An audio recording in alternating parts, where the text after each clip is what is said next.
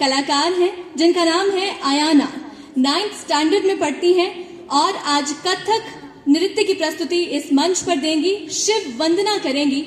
तो चलिए जोरदार तालियों से उनका मंच पर स्वागत कीजिए। और आयाना मंच पे आइए, मंच आपका है।